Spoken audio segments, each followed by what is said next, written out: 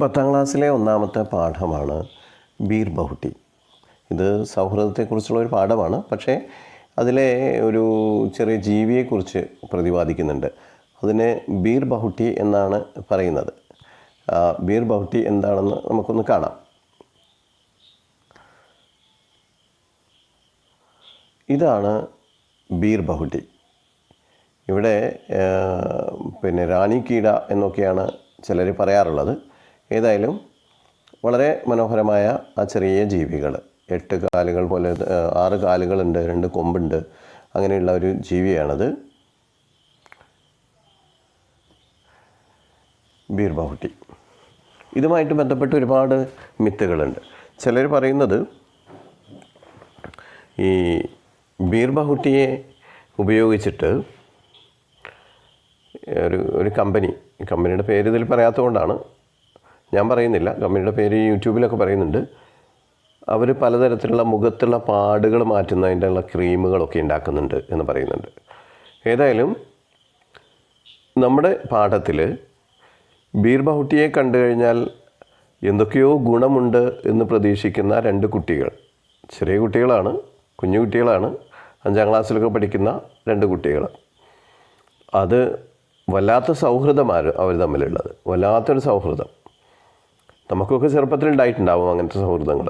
ആ തരത്തിലുള്ള സൗഹൃദത്തെ വിവരിക്കുന്ന ഒരു പാഠമാണ് ബീർ ബഹുട്ടി എന്നുള്ള പാഠം. അപ്പോൾ ബീർ ബഹുട്ടി എന്താണ് എന്ന് നിങ്ങൾ ഈ വീഡിയോയിലൂടെ ഈ ചെറിയ ഭാഗത്ത് നിങ്ങൾ കണ്ടുവല്ലോ. ഗുഡ് മോർണിംഗ്, നമസ്കാരം. ഞാൻ ഷാജഹാൻ മാഷാണ്. ഇന്ന് മുതൽ നമ്മൾ ഹിന്ദിയിലെ ഓൺലൈൻ ക്ലാസ് ആരംഭിക്കുകയാണ്. 10ാം ക്ലാസ്സിലെ ഒന്നാമത്തെ യൂണിറ്റിലെ ഒന്നാമത്തെ പാഠം ഒരു സൗഹൃദത്തെക്കുറിച്ചുള്ളതാണ്. സൗഹൃദം എന്നുള്ളതിൻ്റെ വാക്ക് ദോസ്തി. ഇവിടെ പാഠം തുടങ്ങുന്നതിന് മുമ്പ് നിങ്ങൾ ശ്രദ്ധിച്ചു നോക്കൂ, ഒരു ചെറിയ 4 വരി എഴുതിയിട്ടുണ്ട്. प्यार बारिश की पहली बूंदों में है, प्यार फूलों की खुशबू में है, प्यार ढलते सूरज की किरणों में है, प्यार हर नए दिन की उम्मीद में है. എന്താണ് ഈ ഒരു 4 വരിയുടെ അർത്ഥം എന്ന് മനസ്സിലാക്കി കഴിഞ്ഞാൽ തന്നെ നമുക്ക് പാഠം കൃത്യമായിട്ട് മനസ്സിലാവും. പ്യാർ എന്ന് പറഞ്ഞാൽ അർത്ഥം സ്നേഹം. പ്രണയത്തിനും പ്യാർ എന്ന് തന്നെയാണ് പറയുക. ഇവിടെ പ്യാർ ബാരിഷ് കി പഹലി ബൂന്തോ മേ ഹേ. എന്താണ് പ്യാർ? പ്യാർ എന്നാൽ എവിടെയുള്ളതെന്നാണ് പറയുന്നത്. പ്യാർ ബാരിഷ് കി പഹലി ബൂന്തോ മേ ഹേ. ആദ്യ മഴത്തുള്ളികളിൽ പ്രണയമുണ്ട്, സ്നേഹമുണ്ട്. പ്യാർ ഫൂലോं की खुशबू में है. പൂക്കളുടെ സുഗന്ധത്തിൽ, ഖുഷ്ബു പറഞ്ഞാൽ സുഗന്ധം, സുഗന്ധത്തിൽ പ്രണയമുണ്ട്. പ്യാർ ढलते सूरज की किरणों में है. അസ്തമയ സൂര്യൻ്റെ കിരണങ്ങളിൽ നമുക്ക് പ്രണയം കാണാം, സ്നേഹം കാണാം. പ്യാർ ഹർ നയേ ദിൻ കി ഉമ്മീദ് മേ ഹേ. ഓരോ പുതിയ ദിവസത്തെയും വിശ്വാസത്തിൽ, ഓരോ പുതിയ ദിവസത്തെയും പ്രതീക്ഷയിൽ, ഒരു ഗുഡ് മോർണിംഗിൽ എല്ലാത്തിലും പ്രണയം ഉണ്ട്, അഥവാ പ്രണയം അതിലൊക്കെ നിലനിൽക്കുന്നുണ്ട്. സ്നേഹമുണ്ട്. ഇവിടെ പ്രണയമല്ല ഉദ്ദേശിക്കുന്നത്, സ്നേഹം, സൗഹൃദമാണ്. ഓക്കെ, പാഠത്തിൻ്റെ പേരാണ് ബീർ ബഹുട്ടി. നോക്കൂ, ബീർ ബഹുട്ടി. നിങ്ങൾ ടെക്സ്റ്റ് ബുക്ക് ഇതിൽ തന്നെ നോക്കി വായിക്കാം, പ്രശ്നമൊന്നുമില്ല. എഴുതിയ ആളുടെ പേര് പ്രഭാത്. ഞാനിതൊന്ന് ആദ്യം വായിക്കാം, അതിനുശേഷം നമുക്ക് അതിൻ്റെ വിശദീകരണത്തിലേക്ക് പോവാം.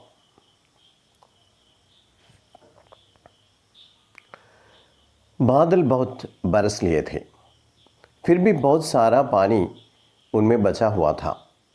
वे खेतों, जंगलों के ऊपर छाए हुए थे. सारा आकाश मेघों से भरा था. मेघों की छायाओं में गीली हवाएं इधर उधर घूम रही थी. पेड़ों के तने अभी भी गीले थे. मूंगफलियों के हरे खेतों में पीले फूल अभी भी गीले थे. खेतों में छोटा छोटा बाजरा उगा था। बाजरे के लंबे पतले पातों में पानी की बूंदें अटकी हुई थी। बारिश की हवा में गीले खेतों और बारिश की हरियाली की गंध खुली हुई थी. നമുക്ക് ആ പാരഗ്രാഫിൽ എന്താണ് പറയുന്നത് നോക്കാം. ഇതിൽ ഒരു പ്രകൃതിയെ വിവരിക്കുകയാണ്, അഥവാ പ്രകൃതിയെ വർണ്ണിക്കുകയാണ്. മഴ പെയ്ത് കഴിഞ്ഞ് മഴ തോർന്നിട്ടില്ല, എന്നാൽ മഴ തോർന്നുകൊണ്ടിരിക്കുന്ന ഒരു ഒരു ഒരു ഒരു സമയത്തെക്കുറിച്ച്, പ്രകൃതിയെക്കുറിച്ച് വളരെ മനോഹരമായിട്ടാണ് ലേഖകൻ ഇവിടെ വിവരിച്ചിരിക്കുന്നത്. നോക്കൂ, ബാരിഷ് ബഹുത് ബർസ് ലിയേ ഥേ. ബാദൽ, ബാദൽ പറഞ്ഞാൽ മേഘം, ക്ലൗഡ്സ്. അപ്പം മേഘം വർഷിച്ചു എന്ന് പറഞ്ഞാൽ എന്താ? മഴ വർഷിച്ചു കഴിഞ്ഞു, കുറേ മഴ പെയ്തിട്ടുണ്ടായി.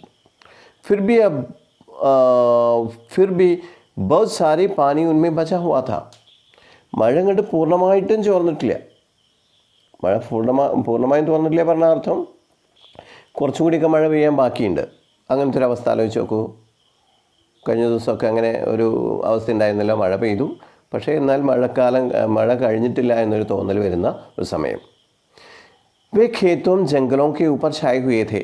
ഈ മേഘങ്ങൾ എവിടെയൊക്കെയാണ് വ്യാപിച്ച് കിടക്കുന്നത് നോക്കൂ. ഖേത്തോം എന്ന് പറഞ്ഞാൽ നിങ്ങൾക്കറിയാം, പണ്ട് മുതലേ പഠിച്ചുകൊണ്ടിരിക്കുന്നതാണ് അല്ലേ. ഖേത്തി എന്നൊക്കെ പറഞ്ഞിട്ട് കുറേ വാക്കുകൾ പഠിച്ചിട്ടുണ്ട്. ഓക്കെ, ഖേത്ത് പറഞ്ഞാൽ വയലുകളുടെ മുകളിലും അതുപോലെ കാടിൻ്റെ മുകളിലൊക്കെ ഇങ്ങനെ വ്യാപിച്ച് കിടക്കുന്നുണ്ട്. കെ ഊപ്പർ എന്ന് പറഞ്ഞാൽ ഒന്നിൻ്റെ മുകളിൽ എന്നതിന് കെ ഊപ്പർ, അടുത്ത് എന്നുള്ളതിന് കെ പാസ് അല്ലേ. അടിയിൽ അഥവാ താഴെ എന്നുള്ളതിന് കെ നീച്ചെ എന്ന് പറയും. ഇവിടെ കെ ഊപ്പർ അഥവാ കാടിൻ്റെയും പാടത്തിൻ്റെയും ഒക്കെ മുകളിൽ ഇങ്ങനെ വ്യാപിച്ച് കിടക്കുന്നുണ്ട് മേഘങ്ങൾ. ഓക്കെ, പിന്നെ പറയുന്നു നോക്കൂ എന്താണ്. സാറാ ആകാശ് മേഘോം സെ ഭരാ ഹുവാ ഥാ. ആകാശത്ത് ശരിക്കും മേഘങ്ങൾ വ്യാപിച്ചിട്ടുണ്ട്. മേഘോം കി ഛായാവോ മേ ഗിലെ ഹവായി ഇധർ ഉധർ ഘൂം രഹി ഥി. ഒരു മേഘങ്ങളും മഴയൊക്കെ ഉണ്ടാകുമ്പോൾ ഉണ്ടാകുന്ന ഒരു പ്രത്യേകത എന്താ? ഒരു തണുത്ത കാറ്റ് അല്ലേ. ഒരു തണുത്ത കാറ്റ് ഇങ്ങനെ വീശുന്നുണ്ടായിരുന്നു. ഗിലി ഹവാന, ഗീലി പറഞ്ഞാൽ നനഞ്ഞ എന്നാണ് അർത്ഥം.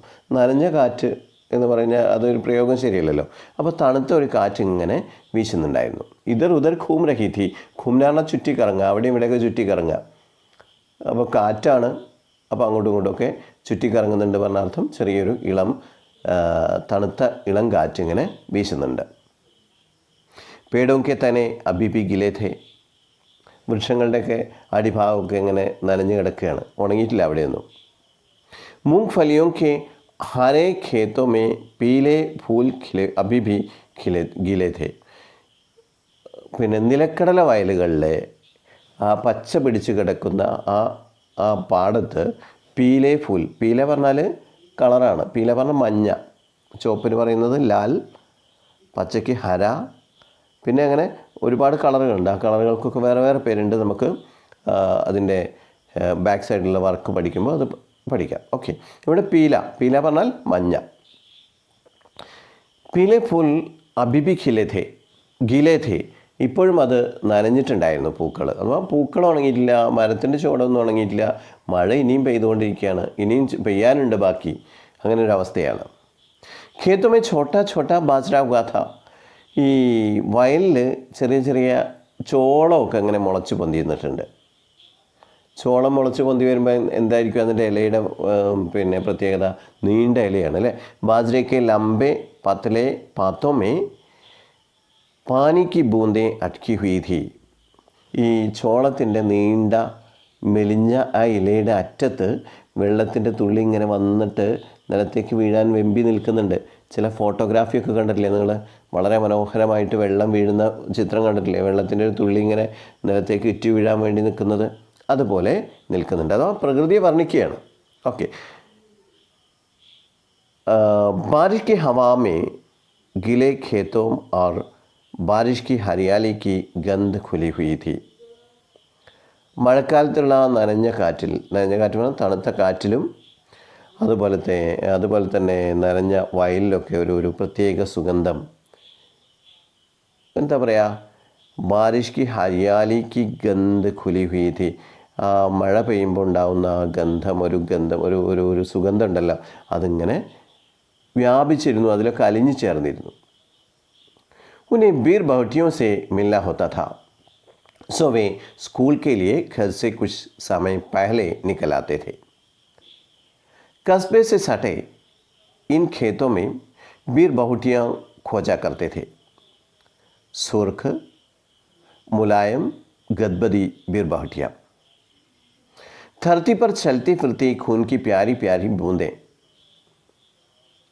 उनके बस्ते उनके पीठ पर लदे होते थे, कंधों पर टंगे होते थे. वे एक दूसरे के बहुत नज़दीक रहकर, बल्कि कहना चाहिए बिल्कुल सड़ कर वीर बहुटियों खोजते थे. उन्हें देखने के लिए वे बारिश की गंध भरी पूरी ज़मीन पर बैठ जाया करते थे. ഈ കഥ തന്നെ ഞാൻ പറഞ്ഞു സൗഹൃദത്തിൻ്റെ കഥയാണ്. ഇതിന് ഈ വീർ ബഹുട്ടി എന്ന് പറയുന്ന സാധനത്തെക്കുറിച്ച് ഒരുപാട് മിത്തുകളുണ്ട്. വീർ ബഹുട്ടി എന്താണെന്ന് ഞാൻ ആദ്യം തന്നെ പറഞ്ഞു കഴിഞ്ഞു.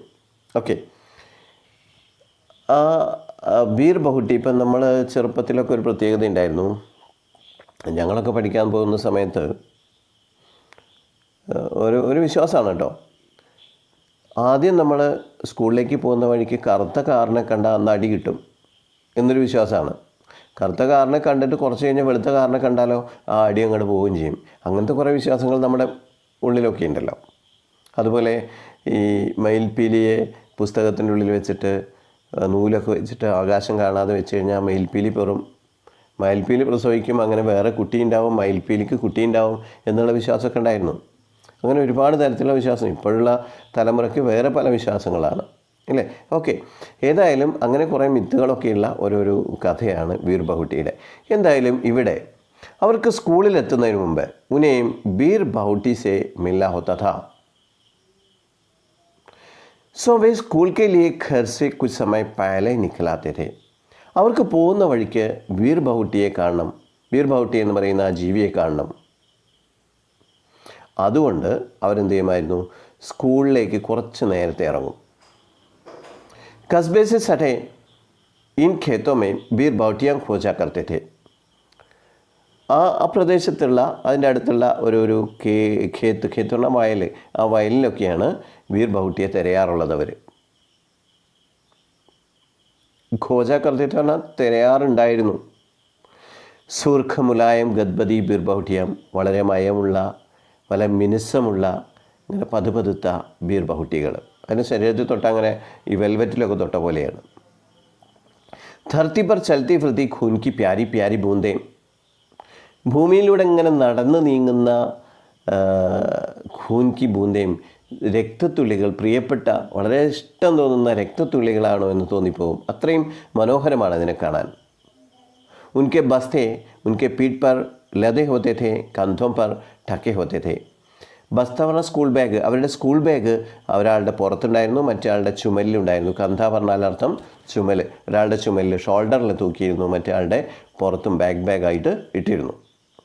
വേ ഏക് ദൂസരേക്ക് ബഹുത് നസീക് രഹ്കർ, ബൽക്കി कहना चाहिए बिल्कुल सड़कर വീർ ബഹുട്ടിയും खोजते थे. അവർ പരസ്പരം വളരെ അടുത്തിരുന്നിട്ട്, എങ്ങനെ പറയണമെന്ന് ബൽക്കി നേരെ മറിച്ച് ഇങ്ങനെ പറയണം, അടുത്തിരുന്നു എന്നും പറഞ്ഞൂടാ. ബിൽക്കുൽ സഡ്കർ, അങ്ങോട്ട് തട്ടിമുട്ടി ഉരുമിയിരുന്നിട്ട് എന്നൊക്കെ പറയില്ലേ, അതുപോലെ വീർ ബഹുട്ടിയെ खोजते थे. അവർ വീർ ബഹുട്ടിയെ കണ്ടിരുന്നത്, നോക്കിയിരുന്നത്, തിരഞ്ഞിരുന്നത് അങ്ങനെയാണ്. ഉन्हें देखने के लिए वे बारिश की गंध भरी बुरी ज़मीन पर बैठ जाया करते थे. അത് കാണുന്നതിന് വേണ്ടി, വീർ ബഹുട്ടികളെ കാണുന്നതിന് വേണ്ടി അവർ ആ നനവുള്ള സ്ഥലത്ത് നിലത്തങ്ങോട്ട് ഇരിക്കും, പടിഞ്ഞങ്ങോട്ട് ഇരുന്നിട്ടാണ് അവർ വീർ ബഹുട്ടിയെ കണ്ടിരുന്നത്. ഓക്കെ, ഇതുവരെ നിങ്ങളൊന്ന് വായിച്ചു നോക്കാം. അപ്പം വീർ ബഹുട്ടിയുടെ അടുത്ത ഭാഗം നോക്കാം. അവർ വീർ ബഹുട്ടിയെ കാണുന്നതിന് വേണ്ടി സ്കൂളിൽ നിന്ന് കുറച്ച് നേരത്തെ ഇറങ്ങി. അതാണല്ലോ നമ്മൾ അവസാനം പറഞ്ഞത് അല്ലേ. അപ്പോൾ ഇനി അവർ തമ്മിൽ സംസാരിക്കുകയാണ്. അവർ തമ്മിൽ സംഭാഷണം. बेला देखो इस वीर बहुटी का रंग तुम्हारे रिबन के जैसे लाल है, साहिल ने कहा. तुमने कुछ सुना बेला? हाँ सुना, पहली खंडी लग गई है, लेकिन मुझे पेन में शाही भी भरवानी है दुकान से. ഇനി ലേഖകൻ ആ കാലഘട്ടത്തെ ഒന്ന് വിവരിക്കുകയാണ്. ഓരോ കാലഘട്ടമുണ്ടല്ലോ. ഇപ്പോൾ ശരിക്കും കമ്പ്യൂട്ടർ യുഗമാണ് അല്ലേ? ശരിക്കും കമ്പ്യൂട്ടർ യുഗമായി മാറി. സ്കൂളിലേക്ക് മൊബൈൽ കൊണ്ടുപോകാൻ പാടില്ല എന്ന് പറഞ്ഞിരുന്ന കാലം മാറി. ഇപ്പോൾ മൊബൈലിലേക്ക് സ്കൂൾ വന്ന കാലമായി എന്ന് പറഞ്ഞ പോലെ ഇപ്പോൾ ശരിക്കും കമ്പ്യൂട്ടറിൻ്റെ യുഗമാണ്. പഴയ കാളവണ്ടി യുഗത്തിലേക്ക് ഒന്ന് തിരിഞ്ഞു നോക്കൂ. അന്ന് വളരെ കുറഞ്ഞ വാഹനങ്ങൾ, അങ്ങനെയുള്ള ഒരു കാലഘട്ടത്തിലേക്ക് നമ്മളെ ഈ ലേഖകൻ ഒന്ന് കൊണ്ടുപോവാണ്. 1981 का साल, राजस्थान में जयपुर के नज़दीक सवारी गाड़ियों और मालगाड़ियों से सदा भरा फुलेरा जंक्शन. कस्बे की लगभग सूनी तंग गलियों में खामोश खड़े बिजली के खंबे के बीच खींची तारों की कतारें. इन गलियों में जहाँ तहाँ दिखाई पड़ते मीठी घंटियाँ बजाते फेरी वाले. एक अंधेरी सी गली में 6-7 गधों की खुरों की टापों की आवाज़. उनके पीछे चलता एक बदन उखाड़े कुम्हार. इसी दृश्य के बीच से गुजरते हुए 2 स्कूली बच्चे, बेला और साहिल. उन दिनों पेन में 5 पैसे में नीली स्याही भरी जाती थी. स्टेशनरी की दुकान वाले ड्रॉपर से पेन में स्याही भरते थे. എന്താണ് ഇതിൽ പറയുന്നത് നോക്കൂ. ഒരു പഴയ കാലഘട്ടം 1981. എങ്ങനെയാണ് ഈ 4 അക്കമുള്ള വർഷങ്ങൾ പറയാമെന്നറിയോ? 1981. ഒരു 100 വരെ എണ്ണാൻ പഠിച്ചാൽ മതി, എല്ലാം പറയാം. ഹിന്ദിയിൽ 100 വരെ 1 2 3 മുതൽ 100 വരെ പഠിച്ചാൽ 2000, 10,000, ലക്ഷോ, 10 ലക്ഷമോ, കോടിയൊക്കെ നമുക്ക് പറയാൻ പറ്റും. ഇവിടെ 1910 എന്നുള്ളതിന് 1910 എന്നാണ് പറയുക. 19 എന്ന് പറഞ്ഞാൽ 19, 100 എന്ന് പറഞ്ഞാൽ 100. 1900, 19, 100, 10 എന്ന് പറഞ്ഞാൽ 10, 19, 100, 10 അഥവാ 1910. അപ്പോൾ അങ്ങനെയാണെങ്കിൽ 1920 എന്താ പറയുക? 1920. 30 1930, 1950 അങ്ങനെ പറയാം അല്ലേ? സ്വാതന്ത്ര്യം കിട്ടിയ വർഷത്തിന് എന്താ പറയുക? ഏത് വർഷമാണ്? 1947 എന്താ പറയുക? 1947 അല്ലേ? എണ്ണം പഠിക്കാനൊരു എളുപ്പമാർഗ്ഗമുണ്ട്, അത് ഞാൻ പിന്നീട് പറഞ്ഞുതരാം. 80 എന്ന് പറഞ്ഞാൽ എത്രയാണ്? 10, 20, 30, 40, 50, 60, 70, 80, 90, 100. ഇങ്ങനെയാണ് 10, 100, അങ്ങനെ 10, 20, 30 എണ്ണ. അപ്പോൾ 80 എന്ന് പറഞ്ഞാൽ 80, 81 പറഞ്ഞാൽ 81. 1981 കാലഘട്ടം. राजस्थान में जयपुर के नज़दीक सवारी गाड़ियों और मालगाड़ियों से सदा भरा हुआ फुलेरा जंक्शन. നിങ്ങൾ റെയിൽവേ ജംഗ്ഷൻ കണ്ടിട്ടുണ്ടോ? ഉണ്ടാവും അല്ലേ? നിലമ്പൂരിൽ നിന്ന് അല്ലെങ്കിൽ പിന്നെ നമ്മുടെ തൊട്ടടുത്ത സ്റ്റേഷനായ എന്താ പറയുക, തുവൂര് അല്ലെങ്കിൽ മേലാറ്റൂർ സ്റ്റേഷനിൽ നിന്ന് ഷൊർണൂരിലേക്ക് കയറിയാൽ ഷൊർണൂർ ജംഗ്ഷനിലേക്കാണ് നമ്മളെത്തുക. ഷൊർണൂർ ജംഗ്ഷൻ ആ ഒരു റെയിൽവേ സ്റ്റേഷൻ്റെ പേരാണ്.